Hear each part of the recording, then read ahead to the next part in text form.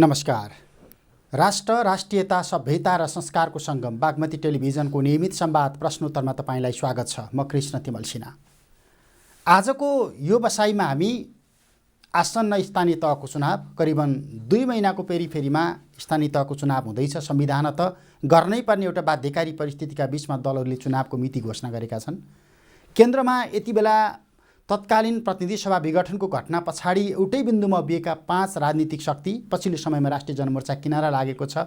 4वटा राजनीतिक शक्तिको एउटा सरकार चलिराखेको छ र यो सरकारभित्र रहेका गठबन्धनले अब आउने चुनावसम्म सहकार्य गर्ने कि नगर्ने, चुनावी सहकार्य गर्ने, चुनावी गठबन्धन गर्ने अथवा अलग अलग चुनावमा लड्ने भन्ने विषयमा घनीभूत बहस चलिराखेको छ, विवाद छ। हरेक राजनीतिक पार्टीभित्र विवाद छ। विशेष गरी नेपाली कङ्ग्रेसभित्र 2 मत छ। एउटा धार नेपाली कङ्ग्रेस एक्लै चुनावमा जानुपर्छ भन्ने अडानमा छ, अर्को धार होइन, अहिलेको गठबन्धनलाई धोका दिनु हुँदैन भन्ने मत लिएर आइराखेको देखिन्छ। र सँगसँगै चुनाव लड्न पाए आफ्नो अस्तित्व पनि जोगाउन सकिन्थ्यो भन्ने एउटा मनोबलबाट अहिलेको सरकारलाई माओवादी केन्द्र र नेकपा यसले साथ दिइराखेको पनि छ। यो परिस्थितिमा नेपाली कङ्ग्रेसले अबको चुनावमा कस्तो रणनीति, कुन रणनीति अवलम्बन गर्नुपर्छ अथवा नेपाली कङ्ग्रेसको विगत अनि वर्तमान र भविष्य चाहिँ के हो? संवादका लागि विश्लेषक पुरञ्जन आचार्य हुनुहुन्छ। स्वागत छ यहाँलाई। हस्, धन्यवाद। लामो समयपछि तपाईँसँग संवाद जुर्यो। लामो समयपछि म यसै पनि अहिले लामो समयदेखि मेरो इन्टरभल थियो टेलिभिजनमा। 5-6 महिनादेखि तपाईँ मिडियामा खुल्नु भएको थियो। त्यति थिएन। मैले आज तपाईँलाई नेपाली कङ्ग्रेसको अहिलेको नेतृत्व, जो नेपाली कङ्ग्रेसको इतिहासबाट पनि पाठ सिक्न चाहिरहेको छैन, नेपाली कङ्ग्रेसको सिद्धान्तबाट पनि पाठ सिक्न चाहिरहेको छैन जस्तो देखिन्छ। विशेष गरी मैले आसन्न चुनावको सरगर्मीमा लगेर जोडिराखेको छु। के लाग्छ तपाईँलाई? अब हेर्नुहोस्, अब यसलाई चाहिँ म यसरी बुझ्दछु। अब अहिले शेरबहादुरजी सत्तामा हुनुहुन्छ, पार्टी सभापति भर्खर जित्नुभएको छ 14औं महाधिवेशनबाट नेपाली काङ्ग्रेसको। अब उहाँ पावरफुल सभापति हुनुहुन्छ। उहाँलाई उहाँका सहयोगीहरू पनि, शेरबहादुरजीका सहयोगीहरू पनि चाहिँ अब यो मुलुकमा आफ्नो आफ्नो एउटा चाहिँ महत्त्वपूर्ण भूमिका निभाएका मानिसहरू छन्, जस्तो रामचन्द्र पौडेल, कृष्ण सिटौला, होइन। त्यसै कारणले काङ्ग्रेस भनेको मूलत अब अहिले त्यतैतिर गएर ठोकिरहेको छ। उनीहरूको विचार नै चाहिँ काङ्ग्रेसको विचार जस्तो कता कता भइरहेको मानिदिनु पर्ने छ। यद्यपि 14औं महाधिवेशनले केही एउटा फरक म्यान्डेट चाहिँ दिएको छ। फरक म्यान्डेट के भन्दाखेरि चाहिँ केही युवाहरूलाई महामन्त्रीमा स्थापित गरेको छ, केही युवाहरूलाई चाहिँ उपसभापतिमा स्थापित गरेको छ। शेरबहादुरजीलाई चाहिँ तिमी चाहिँ एक्लै पार्टी चाहिँ नहाक, कमसेकम चाहिँ तिम्रो म्यान्डेट 60% हो भने शेखर कोइरालाको पनि 40% हो भन्ने खालको म्यान्डेट त दिएको छ।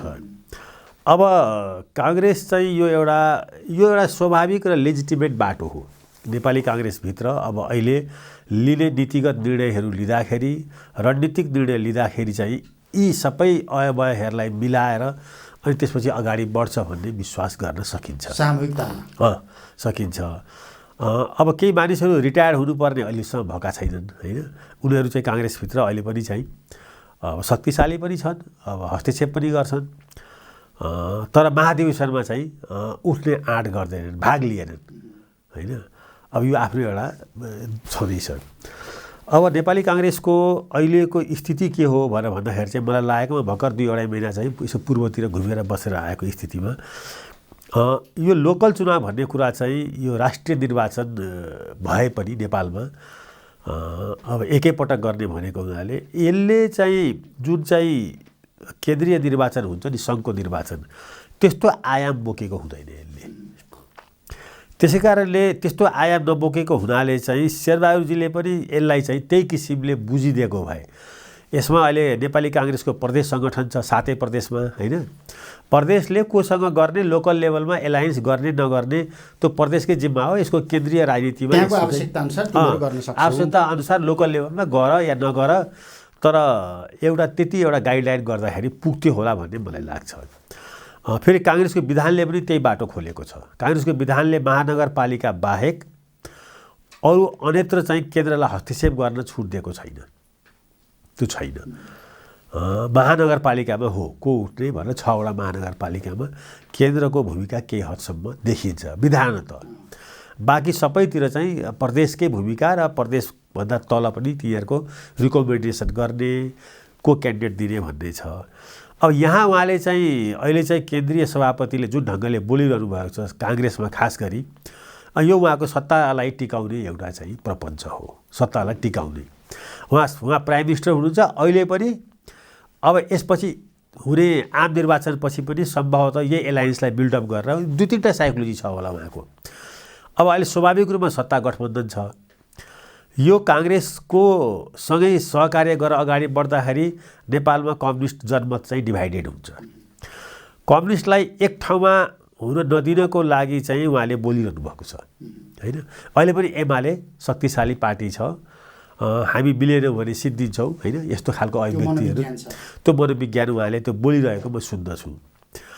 अब तर त्यसको ठिक विपरीत के छ भन्दाखेरि चाहिँ नेपाली काङ्ग्रेसमा 14औं महाधिवेशनले उहाँलाई चाहिँ काङ्ग्रेसलाई एक्लै तिमीले काङ्ग्रेस एक्लै चुनाव लडेर यसलाई लार्जेस्ट पार्टी या बहुमतको पार्टी बनाउने चाहिँ जिम्मेवारी उहाँलाई म्यान्डेट दिएको छ शेरबहादुर देउपालाई।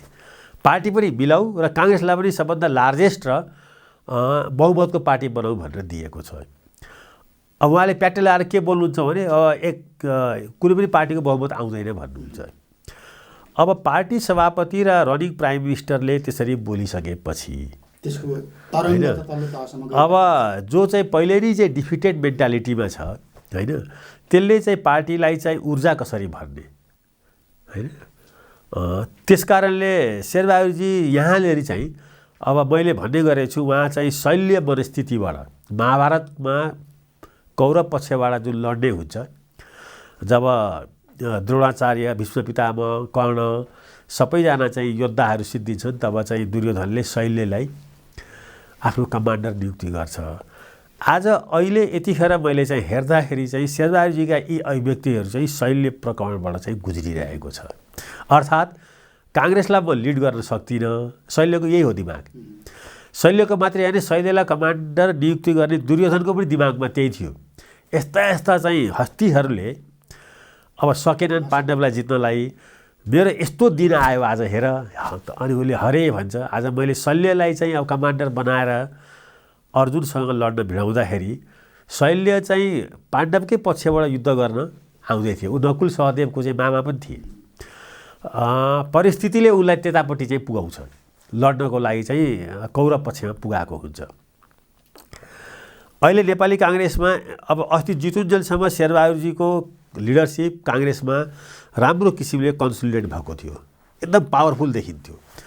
अब पार्टी चाहिँ जितिरहने, शेरबहादुरजीले सरकार पनि चलाउने, अब सरकार चलाउने, पार्टी सभापति जित्ने, तर काङ्ग्रेसले चाहिँ चुनाव चाहिँ जित्दैन भन्ने कुरा चाहिँ, र चुनाव जित्नको लागि कम्युनिस्टको बैशाखी चाहिन्छ भनेर भन्नु भनेको चाहिँ अब त्यो चाहिँ तपाईँले भनेको कुरा ठिकै हो। काङ्ग्रेसको इतिहास पनि नबुझेको, आफ्नै पनि सङ्घर्षका दिन बिर्सेको होइन। अथवा मैले तपाईँलाई यहाँनिर रोकेर शेरबहादुर देउवा आफैले नेपाली कङ्ग्रेसको इतिहास कति पढे अथवा कति बुझे भनेर मैले आक्षेप लगाएँ भने सही कि गलत? होइन, यी सबै कुराहरू चाहिँ उनले इतिहास पनि पढ्दैनन् मेरो विचारमा। उनी भविष्य पनि चाहिँ बुझ्दैनन्, उनी वर्तमानमा चाहिँ रमाउँछन्। वर्तमानमा के छ भन्दाखेरि चाहिँ अब मैले टाढै बसेर गरेको अब्जर्भेसन हो शेरबहादुरजीलाई। वर्तमानमा के छ भन्दाखेरि चाहिँ डिभाइडेड कम्युनिस्ट छ। यी कम्युनिस्टहरूलाई मैले चाहिँ लिडरसिप दिएको छु, म प्रधानमन्त्री छु, ठुलो पार्टी किन हुनु पर्यो, किनभने काङ्ग्रेसले लार्जेस्ट पार्टी काङ्ग्रेस भयो भने शेरबहादुरजीले सम्हाल्न सक्दिनँ भन्ने यो मनोविज्ञान छ उहाँलाई। उहाँ चाहिँ यस्तैमा चाहिँ यसै चाहिँ 2-4वटा टुटफुटलाई मैले जोडेर मात्रै म चाहिँ प्रधानमन्त्री हुन पाउँछु। काङ्ग्रेस साँच्चै नै चाहिँ बहुमतको पार्टी भयो भने म त्यसलाई सम्हाल्न सक्दिनँ। एक्चुअली हो पनि अब काङ्ग्रेस कार्यकर्ताहरूले कसरी बुझे होइन, उहाँलाई यत्रो जिम्मेवारी दिएका छन्, यत्रो जिम्मेवारी पाएर त्यसलाई हाँक्न सक्ने क्षमता भएको शेरबहादुरजी होइन। त्यो देखिँदैन। जस्तो भनौँ न, एउटा एक्जाम्पल दिउँ, गिरिजाप्रसाद कोइरालाले जब 51मा मध्यावधि गरे, त्यसपछि उनीसँग एउटै नारा के थियो भने म काङ्ग्रेसलाई पूर्ववत अवस्थामा बहुमतमा फर्काउँछु भन्ने थियो। त्यो दिनमा जब काङ्ग्रेस चाहिँ त्यसपछि शेरबहादुरजीलाई चाहिँ उहाँले संसद दलको नेता बनाउनु भयो र आफू देश दौडामा झन्डै 4 वर्ष लाग्नुभयो र 56मा कृष्णप्रसाद भट्टराईलाई एकातिर 51को मध्यावधिमा शेरबहादुरजीलाई बनाउनु भयो संसद दलको नेता। र प्रधानमन्त्री चाहिँ के छ भन्दाखेरि चाहिँ शेरबहादुरजी भए त्यसपछि होइन मनमोहनपछि अर्कोतिर चाहिँ उहाँले चाहिँ अविश्राम रूपमा चाहिँ देशभरि दौडेर काङ्ग्रेसमा ऊर्जा भरेर म बहुमत चाहिँ ल्याउँछु भनेर चाहिँ भन्नु हो होइन र बहुमत आयो र कृष्णप्रसाद भट्टराईलाई प्राइम मिनिस्टर बनाउनु हो। अब त्यस्तो ऊर्जावान र बुढो उमेरमा पनि होइन यहाँले चाहिँ उमेरले केही गर्दैन रहेछ भन्ने कुरा चाहिँ म दुईवटा एक्जाम्पल दिन्छु। विचार हो प्रतिबद्धता हो होइन त्यसैले अब जनताबीच जान सक्ने क्षमता हो मेनली केही एउटा मेसेज लिएर म काङ्ग्रेसलाई फेरि पूर्ववत अवस्थामा पुगाउँछु र काङ्ग्रेसको सम्मान र चाहिँ ग्लोरी पुनर्स्थापित गर्छु भनेर जानुभयो। जस्तो अब यहीँनिर शेरबहादुर देउवा र केपी शर्मा ओलीलाई राखेर हेरौँ न पार्टीलाई म पार्टी विभाजन भएर केही धार बाहिर गए पनि म नेकपा एमालेलाई पहिलाकै अवस्थामा अथवा त्योभन्दा शक्तिशाली बनाउँछु भन्ने एउटा लगाव कम्युनिस्ट नेकपा एमालेमा जति देखिन्छ नेपाली कङ्ग्रेससित त्योभन्दा ठुलो अवसर पाइरहेको छैन आजको दिनमा। नेपाली कङ्ग्रेसमा त्यो लगाव देखिँदैन। नेपाली काङ्ग्रेसमा तल त्यो लगाव छ कम्युनिस्टसँग मिल्नु हुँदैन काङ्ग्रेस एक्लै पनि चुनाव लड्दा यो लार्जेस्ट पार्टी हुन्छ भन्ने तल ग्राउन्डमा प्रशस्त त्यो अवस्था छ त्यो नभएको होइन। तर के छ भने अब कमान्डरै चाहिँ अब खुट्टा कमाएपछि परालको खुट्टा भयो भने के गर्ने कमान्डर चाहिँ शेरबहादुरजी नै हो। कमान्डर अब अहिले शेरबहादुरजीले सहयोगीको रूपमा राखेको रामचन्द्र पौडेलै हो कृष्ण सिटौलै हो पूर्ण खड्गै हो होइन। अरू त के छ भने चाहिँ अरूहरू चाहिँ झन्डै कस्मेटिक छन् नभए महामन्त्री र चाहिँ पार्टी सभापतिको बिचमा यो सरसल्लाह भएर अगाडिको बाटो कसरी जाने भन्ने आएको भए मलाई लाग्छ चाहिँ अहिले अलिकति ऊर्जा भरिसक्थ्यो काङ्ग्रेसमा किन महामन्त्रीहरू शेखर कोइरालाहरू त काङ्ग्रेस एक्लैले लड्नुपर्छ भनिरहेका छन् नि होइन। तर शेरबहादुरजीसँग चाहिँ त्यो कन्फिडेन्स म देख्दिनँ। अब किन देखिँदैन भने अब उहाँको स्वभाव पनि त्यस्तो छैन होइन भर्खर सभापति जितेर आउनुभएको छ अहिले चाहिँ उहाँलाई अब धेरै तितो कुरा चाहिँ गर्दा राम्रो पनि देखिँदैन। तर के देखिँदैन भने उहाँले चाहिँ राजनीतिमा जुन पञ्च हान्छ नि पञ्च हान्न सक्ने चाहिँ उहाँको चाहिँ त्यो क्षमतै छैन होइन। त्यसै कारणले काङ्ग्रेसभित्र अहिले के देखिएको छ भन्दाखेरि चाहिँ अब कसले कहाँ के तयारी गर्ने चितवनमा तयारी गरेको रेणु दाहालले पाएको गोर्खाको तयारी गरेको बाबुराम भट्टराईले पाएको होइन सर्लाहीमा तयारी गरेको महन्त ठाकुरले पाएको। हिजोको दिनमा काङ्ग्रेस त यस्तो बिल्ली बाँठ भएको पार्टी हो यसले गरेको सारा चाहिँ एलायन्सहरू त शेरबहादुरजीले चाहिँ टिकाउन सक्नु भएन नि। प्रचण्ड उहाँसँग सत्तामा हुँदाहुँदै एमालेसँग गएर मिलेर नेपाल कम्युनिस्ट पार्टी बनाए होइन। स्थानीय निकायमा प्रचण्डलाई त्यत्रो उदात्त भावले उहाँले सहयोग गर्नुभयो। महन्तजीको पार्टीलाई उहाँले चाहिँ आफ्नो उम्मेदवारी दिनु भएन होइन त्यहाँ काङ्ग्रेसले उम्मेदवारी दिएन तर त्यही महन्तजीको पार्टीले फेरि चाहिँ केपी ओलीसँग सहकार्य गर्यो। आखिरमा रणनीतिक रूपमा उहाँबाट यस्तो चाहिँ ऐतिहासिक चुक भएको त 4-5 वर्ष अगाडि हो। त्यही भएर मैले इतिहासबाट नेपाली कङ्ग्रेसले पाठ किन सिकेन इतिहासबाट काङ्ग्रेसले पाठ सिकिरहेको छ इतिहासबाट यो शेरबहादुर देउवाले पाठ सिकिरहेका छैनन्। उनीमाथि आरोप छ तपाईँले चाहिँ पार्टीलाई चाहिँ हिजो राजालाई बुझाउनु भयो अब कम्युनिस्टलाई बुझाउँदै हुनुहुन्छ भन्ने देशभरि यो आरोप खेपेर उहाँ बसिरहनु भएको छ। इतिहासबाट काङ्ग्रेस पाठ सिकिरहेको छ इतिहासबाट सभापतिले पाठ नसिकिदिएको हुनाले यो समस्या पर्दछ। काङ्ग्रेस पार्टी अगर खुम्चिने यो पार्टीलाई चाहिँ कमजोर पार्ने साँगुरो गर्ने हो भने चुनावमा कम्युनिस्टसँग एलायन्स गरे हुन्छ। तपाईँलाई भन्नु इन्डियन नेसनल कङ्ग्रेसको यो पतन जुन अहिले छ नि उत्तर प्रदेशमा 403 मा 2 सिट कि 1 सिट यसको कारण तपाईँ डिपली मैले हेरेको छु। इन्डियन नेसनल कङ्ग्रेसको आजको दिन आउनुमा कहिले कम्युनिस्टसँग कहिले चाहिँ मायावतीसँग होइन कहिले डिएमकेसँग गरेको एलायन्सले उम्मेदवारी नदिँदा उसको आज चाहिँ सङ्गठन केही पनि छैन। हार्दाखेरि पनि तपाईँले लोकल इलेक्सनमा चाहिँ उम्मेदवार दिनुभयो भने काङ्ग्रेसको सङ्गठन त्यहाँ जीवन्त रहन्छ। त्यसकारणले अब शेरबहादुरजीलाई यो दक्षिण एसियाको पोलिटिक्स चाहिँ अब कसरी पढाउने हो नपढाइ भएको छैन होइन। लोकल चुनावमा होला लोकल चुनावमा लोकल लेभलमा प्रदेश 1ले या त्यहाँको लोकल चाहिँ काङ्ग्रेसका नेताहरूले गर्छन् त्यो एलायन्स चाहिँ ल त यो वार्डमा उठ म यो वार्डमा उठ्छु भनेर यो अस्ति पनि भएको हो किनभने त्यहाँ सबैलाई चाहिँ एकले अर्कालाई चाहिँ लोकल इलेक्सनमा मद्दत गरिरहेको हुन्छ। तर जुन एउटा मेसेज हुन्छ नि मेसेज चाहिँ दिनुपर्छ नि काङ्ग्रेस अब एक्लै चुनाव लड्छ र एक्लै बहुमत ल्याउँछ यो त नेताको कर्तव्य हो नि होइन। त्यो मेसेज ऊर्जा पनि होइन यो मेसेज बोल्ने कसले अब यहाँनिर जस्तो शेरबहादुर देउवा आफैले हिजो यो संविधान सभा मार्फत लेखिएको संविधान कार्यान्वयन गर्ने क्रममा चुनाव त सबै मैले गरेर लिएर आएको हो, मेरो कार्यकालमा त्यो खालको चुनाव भएको थियो, हाम्रो अभिगत त्यो भएको थियो, त्यसभन्दा पछाडि मैले सङ्गठन विस्तारमा केही गर्नै सकिनँ, नेपाली कङ्ग्रेसहरू थिलो भएको छ भन्दा आजका मितिमा त नेपाली कङ्ग्रेस यो प्रजा परिषद जस्तो भएर कतिपय ठाउँमा खिएर सिद्धिराखेको छ, सहकार्य गरिन भने त मेरो अस्तित्व सिद्धिन्छ भन्ने मनोविज्ञानले ड्राइभ गरेको पनि हुनसक्छ नि त। रियालिटी त होला फेरि त्यसमा केही हदसम्म। अहिले त्यस्तो नेताले चाहिँ म सक्दिनँ भनेर छोड्नुपर्छ। काङ्ग्रेस जस्तो पार्टीको विरासत बोकेको नेताले मैले हिजो पनि हराएँ भोलि पनि हराउँछु भनेर भन्ने हो भने क्विट। त्यसमा उहाँले त्यो पार्टीको सभापति र प्रधानमन्त्री हुने चाहिँ त्यो हैसियत राख्नुहुन्न। जोसँग चाहिँ यो कन्फिडेन्स छैन कि काङ्ग्रेसलाई बहुमतमा ल्याउँछु भनेर। तपाईँ अहिले हेर्नु न, धेरै टाढा जानु पर्दैन, हामी युपीको चुनाव हेरौँ न, इन्डियाकै चुनाव हेरौँ एकछिनलाई। नरेन्द्र मोदी र आदि योगी अमित शाहको जोडी अखिलेश यादव भन्दा चाहिँ उमेरले बुढा हुन् नि। अखिलेश र राहुल गान्धी यति पनि खटेनन् जति चाहिँ नरेन्द्र मोदी खटे चुनावमा। उमेरले केही हुँदैन रहेछ भनेर भन्ने कुरा देखियो नि। अहिले शेरबहादुरजी को हो आजको दिनमा? काङ्ग्रेसको, नेपालको लोकतान्त्रिक आन्दोलनको एउटा मेसेन्जर हो। काङ्ग्रेसको मेसिनमा खिया लागेको छ, मेसिनमा। त्यो मेसिनलाई चाहिँ धुने पखाल्ने, त्यसलाई धारयुक्त बनाउने काम चाहिँ शेरबहादुरजीबाट निश्चित म्यासेजबाट हो। तब कार्यकर्ताहरूले ऊर्जा भरिएका हुन्छन्, उनीहरू कम्युनिस्टसँग फाइट गर्न सक्छन्, मधेसवादीसँग सक्छन्। जब शेरबहादुरजी चाहिँ मेसेन्जर हुन तयार हुनुहुन्न काङ्ग्रेसको भने, चुनावी क्याम्पेन गर्न तयार हुनुहुन्न, चुनावी स्टार बन्न तयार हुनुहुन्न भने उहाँले अहिले नै भन्नुपर्छ मबाट यो क्याम्पेन हुँदैन, होइन, मबाट नेपाली काङ्ग्रेसको विरासत थामिएन, म यो पद छोड्छु र चाहिँ ल काङ्ग्रेसको चाहिँ अबको चाहिँ प्रधानमन्त्री यो हो, होइन। काङ्ग्रेसको स्थानीय निकायदेखि नै उहाँले चाहिँ त्यसलाई ड्राइभ गर्न दिनुपर्छ, जसलाई दिए पनि हुन्छ नेतृत्व। म चाहिँ चुनाव गराएर विश्राम लिन्छु, केही काल पार्टी सभापति चलाउँछु, त्यसपछि म हिँडेँ, ल भावी प्रधानमन्त्री यो हो, तिमीहरू मिलेर चाहिँ काङ्ग्रेसलाई बहुमतमा लिएर जाऊ भनेर भन्यो भने म तपाईँलाई ठुकुवा गर्छु। आज काङ्ग्रेस चाहिँ बहुमतको नजिक छ, हामी पनि देश घुम्छौँ नि।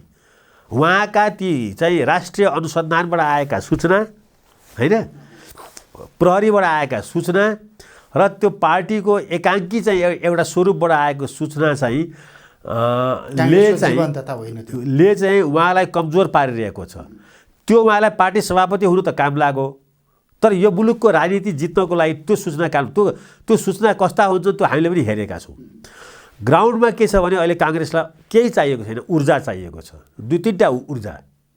एउटा ऊर्जा काङ्ग्रेस एक्लै चुनाव लड्छ, अर्को ऊर्जा काङ्ग्रेसले बहुमत ल्याउँछ, होइन। अर्को ऊर्जा के छ भन्दाखेरि चाहिँ हामी चाहिँ यो देशलाई चेन्ज गर्छौँ। हामी 10 वर्षमा यो देशलाई फेरि विश्वप्रसाद कोइरालाले भनेको जस्तो मेरो परिवार जस्तो मिडल क्लासमा बनाउँछु र त्यसको लागि मसँग यी कुराहरू छन् भनेर अहिले जाओस् त काङ्ग्रेसका युवाहरू नेतृत्व हुनु पर्यो, प्रतिबद्धता हुनु पर्यो, विश्वास हुनु पर्यो।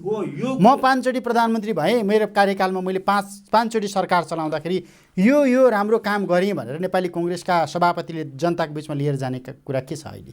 होइन, पहिला सुरु त म 4 पल्ट 5 पल्ट कतिपल्ट भएँ, म त्यसमा म जान्न। यसलाई तपाईँहरूले नोटिसमा पनि नलिनुहोस्, केही गल्ती भयो भने क्षमा पाऊँ, तर मैले 1-2वटा राम्रै काम गरेँ जस्तो लाग्छ। तर म भविष्यको काङ्ग्रेस चाहिँ युवा पुस्तामा, ऊर्जावान पुस्तामा हस्तान्तरण गर्न गइरहेको छु। काङ्ग्रेस मात्रै होइन, मुलुक पनि। भन्नुभयो भने आज एकछिनलाई कल्पना गरौँ, काङ्ग्रेस चाहिँ अहिले चाहिँ हिजोको यो पुस्ताबाट जो असफल पुस्ता हो, यो शेरबहादुरजी मात्रै यो पुस्तै असफल हो, जो पटक सत्तामा गएर आज नेपालको यो अवस्था छ। सत्तामा नगएको को छ र? अहिले जसले काङ्ग्रेस चलाएको छ ती सबै गएका छन्। त यिनीहरू टेस्टेड एन्ड फेल्ड, होइन। यिनीहरूले अहिले अलिकति यो मुलुकको काङ्ग्रेसको हित हेर्ने हो भने हामी चाहिँ ब्याक बेन्चर भयौँ, रिटायर हुनु पर्दैन, ब्याक बेन्चर भयौँ, हामी ऊर्जावान युवाहरूलाई ठेल्छौँ भनेर एउटा त्यो दियो भने चाहिँ उनीहरूले फाइट गर्छन् नि, उनीहरूले ओलीसँग पनि फाइट गर्छन्। आज इमेजिन गरौँ न, ल तपाईँकै यो टेलिभिजन कार्यक्रममा तपाईँ त्यहाँ बस्नुभयो, यहाँ ओली बसे, त्यहाँ शेरबहादुरजी बसे भनेर मेसेन्जर को बन्छ देशको? ओली बन्छन् कि चाहिँ शेरबहादुर बन्छन्? शेरबहादुरजी त पहिला आउँदिनँ भन्नुहुन्छ होला, होइन। त्यसपछि विचारमा प्रष्टता रहेन, केही पनि रहेन। त्यसकारणले त्यसरी अब काङ्ग्रेसलाई चाहिँ उहाँले आफ्नो हितमा मात्रै प्रयोग गर्नुभयो भने इतिहासले उहाँलाई चाहिँ स्पेस दिँदैन। अर्को जस्तो अब काङ्ग्रेसबाट अलिकति बाहिर निस्किएर अहिले नेपालको राष्ट्रिय राजनीतिमा यदि नेपाली कङ्ग्रेसले माओवादी अथवा नेकपा एस अथवा कुनै वादीलाई कहाँ थापिदिएन भनेदेखि बाँकी कम्युनिस्टहरूको राजनीति के देख्नुहुन्छ? होइन, एमाले बाहेक है, एमाले त प्रतिस्पर्धी भइ नै हाल्यो। माओवादीको आफ्नो एउटा पकेट छ, सानो पकेट छ, रोल्पा होला, रुकुम होला, या चाहिँ जाजरकोट होला, या कोही माओवादी अब 27 लाख भोट थियो, अहिले 12 लाख छ, यो 6 लाखमा आउँछ। इन्डियाको बहुजन समाजवादी पार्टी भन्ने छ नि मायावतीको, यो त्यस्तै हुने हो। भनेको मतलब एउटा सानो इकाइ कम्युनिस्ट पार्टी भएर बस्छ मेरो अनुमानमा। अर्को पार्टी भनेको त अब यसको त केही सङ्गठनै छैन, भर्खरै जन्मिएको छ, सरकारमा छ, भोलि अदालतबाट अथवा कहीँबाट यो पार्टी अगाडि बढ्दैन। अनि यस्तो न भूतो न भविष्य भएको शक्तिलाई काँध किन थापेको? अहिले वर्तमानमा चाहिँ रमाउनु पाइएको छ नि त, वर्तमानमा रमाउनु पाइएको छ, कन्स्टिट्युन्सीहरू सानो छन्। अब उहाँलाई यो लागिरहेछ के छ भने डिभाइडेड कम्युनिस्टमा मात्रै चाहिँ काङ्ग्रेसको भविष्य छ भन्ने लागेको छ। मलाई चाहिँ के लागेको छ भने मैले देखेको चाहिँ युनाइटेड कम्युनिस्ट हुन्छ लोकल इलेक्सनमा नभए पनि जेनरल इलेक्सनमा, त्यो च्यालेन्ज अहिलेदेखि तयार गर्नु पर्यो काङ्ग्रेसले भन्ने लाग्छ। कम्युनिस्ट फुट्दैन राष्ट्रिय निर्वाचनमा, एकै ठाउँमा आउँछ। यी कम्युनिस्टहरू मिल्छन्, माओवादी र एमाले त मिल्छ, नेकपा एस सबै मिल्छन्। नेकपा एस नमिल्दा पनि त्यति ठुलो असर नपर्ला, तर माओवादी र चाहिँ एमाले चाहिँ नजिक छन्, मिलेर चुनावमा जान सक्ने जोखिम छ। त्यो यिनीहरूलाई मिलाउँछ चाइनाले, तपाईँलाई म प्रश्न भन्दैछु। यिनीहरूलाई मिलाउँछ र त्यो शक्तिसँग लड्नको लागि काङ्ग्रेस मिलेर अहिलेदेखि तयार भयो भने सक्छ। नभए फेरि के हुन्छ भने उही चाहिँ 4 वर्ष अगाडि 74को चुनावमा होइन एउटा राष्ट्रवादको लहर आयो, नाकाबन्दी लगाइदियो, पहाडको चाहिँ जम्मा 2 सिट जितेको होइन राष्ट्रिय निर्वाचनमा, एउटा शेरबहादुरजी आफै, त्यो पनि प्राइम मिनिस्टर थिए, र अर्को चाहिँ रसुआमा समथिङ आचार्यले जितेको होइन। बाँकी सारा पहाड त सबै हारेको छ नि, 3 सिट पनि जितेको छैन काङ्ग्रेसले।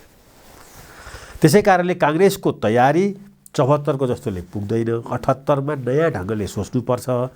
पहिला सुरु शेरबहादुरजीले काङ्ग्रेसलाई युनाइटेड पार्नुपर्छ, एक्लै चुनाव लड्छु भन्नुपर्छ, एक्लै हार्दा पनि हेर्नुहोस् तपाईँले जहाँ उम्मेदवार दिनुहुन्न त्यहाँ स्पेस खाली हुन्छ अगर राष्ट्रिय पार्टी रहने हो भने। अब होइन अब लोकल पार्टी बन्छु, रिजनल पार्टी बन्छु भनेर भन्यो भने त अब शेरबहादुरजीलाई चाहिँ शेरबहादुरजीको इच्छा पुरा हो। यो पार्टीको महाधिवेशन पछाडि तल्लो तहसम्म नेपाली कङ्ग्रेस त्यो ढङ्गबाट एकताबद्ध भएर विस्तारित भएको छ अहिले छैन, कतिपय जिल्लामा देखिन्छ नि, त्यो भएको छैन।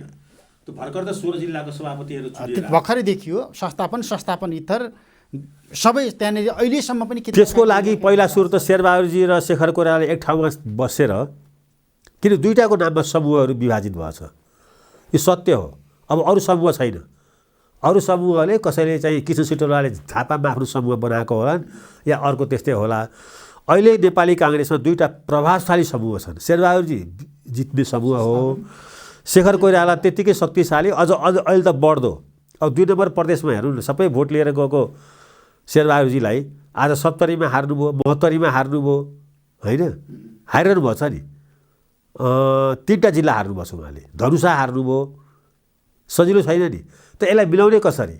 यी जो चाहिँ विभिन्न चाहिँ ग्रास रुटमा शक्तिशाली भएर आएका केन्द्रीय नेताहरू छन्, वीरेन्द्र निधि, शेखर कोइराला र शेरबहादुरजीको एउटा पब्लिक स्टेटमेन्ट काङ्ग्रेसहरूलाई चाहिँ सामूहिक सम्बोधन, संयुक्त सम्बोधन नगर्ने हो भने काङ्ग्रेस तल चाहिँ विभाजित भइरहेको छ। काङ्ग्रेस तल चाहिँ काङ्ग्रेस यो महाधिवेशन 14औं महाधिवेशनले गरेको डिभिजन चाहिँ कम हुँदैन। त्यसै कारणले जति चाँडो समय छैन, शेरबहादुरजीले शेखर कोइरालासँग बसेर अब हामी चाहिँ संयुक्त रूपमा मिलेर गयौँ भनेर एउटा चाहिँ संयुक्त अपिल जारी गरेर काङ्ग्रेसलाई त्यो सन्देश प्रवाह गरेर र कहीँ न कहीँ 2-4 ठाउँमा मेजर ठाउँमा काठमाडौँ, विराटनगर या चाहिँ अब पोखरा, नेपालगञ्जतिर मञ्चमा उभिएर उहाँहरूले बोल्नुपर्छ। त्यो काङ्ग्रेसको बृहत्तर हितको लागि त्यो कुरो छ, एकदम जरुरी छ त्यो। नभए के छ भन्दाखेरि चाहिँ अब 60% जित्नेले सबै लिएर जाने हो भने होइन, 40%ले चुप लाएर बस्दैन। 40%लाई चाहिँ शेखर अब त्यो भरपूर्ण चाहिँ मैले यता माओवादी र नेकपा यससँग मिलेर गरिहाल्छु चुनावको समयमा भन्ने एउटा अपेक्षा हो कि त्यो घातक हुन्छ, त्यो घातक हुन्छ। त्यो सोच्नुभएको छ र शेरबहादुरजीको टिमले त्यो सोचेको छ भने काङ्ग्रेसको चुनावी परिणाम डिजास्टर हुन्छ, त्यो बुझे हुन्छ।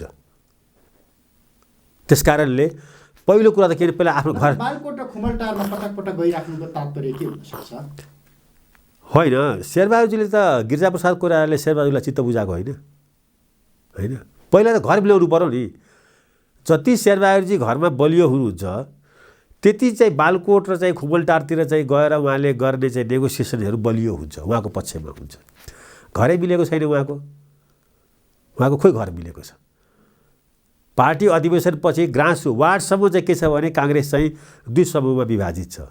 भर्खर महाधिवेशन सिद्धिएको छ, चुनाव आइसक्यो।